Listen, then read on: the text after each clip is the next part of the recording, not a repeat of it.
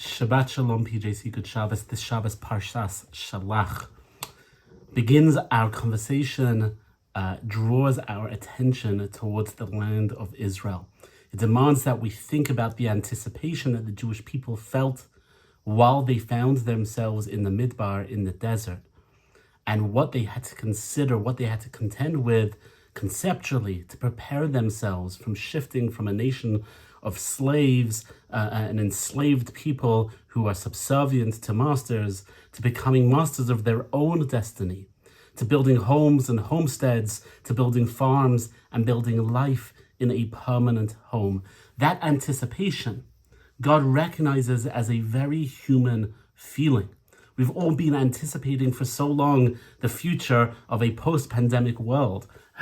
It's a very real, it's a very human anticipation, and God doesn't say don't have that anticipation. God says to Moshe, Shelach lecha nashim, send out scouts to tour the land, to look at the land and to examine whether the land is everything you anticipated, everything you dreamed of, or do you have to make adjustments with your anticipation? Do you have to shift your dreams, what you hope will be true about the future? The mistake, perhaps, is when the scouts came back from the land, and they came back with dibat ra'ah, they came back with evil reports of the land. They said lashon hara about the land. The message, the point wasn't one of hopelessness. The point was for them to bring back messages and say, we need to shift how we're thinking about this.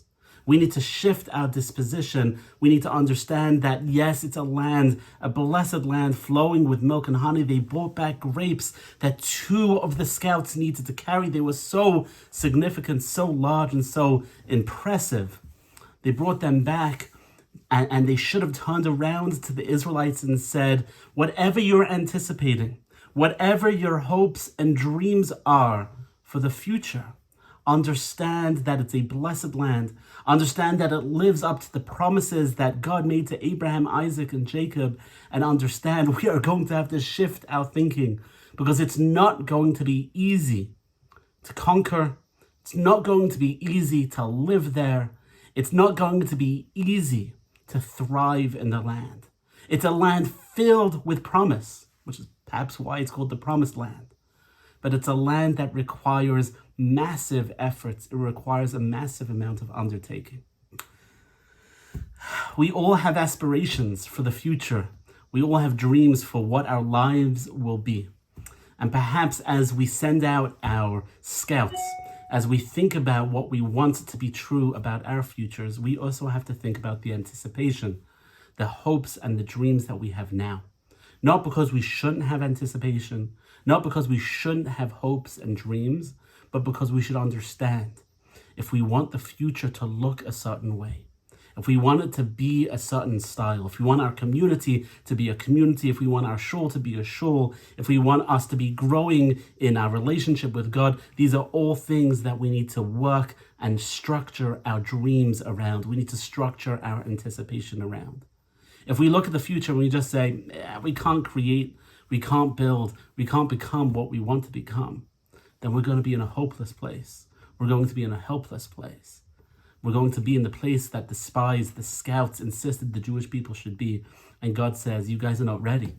You need 40 more years to work on your anticipation, 40 more years to work on your dreams. I hope and pray as we continue to adjust and we continue to embrace, and thank God, Kiddush is coming back. Thank God, people are coming back. Our shul is growing. Our shul is becoming. Our shul is building. As we anticipate our future, we also build our dreams and start planting the seeds for what will make those dreams come true. Wishing everyone a Shabbat Shalom. This Shabbos, we have the beautiful and special opportunity to celebrate the first young member of our community making the decision to join Tzahal, to join the IDF. On Shabbat morning, we will make a tribute to this young man. Friends of the IDF will be joining us and presenting a certificate to mark this moment, to note this moment, and to communicate to the young people and to ourselves of the community that this is a dream. To be this closely connected, this invested in the Promised Land is an absolute absolute dream, an absolute honor. Wishing everyone a Shabbat Shalom. I hope to see you over Shabbos.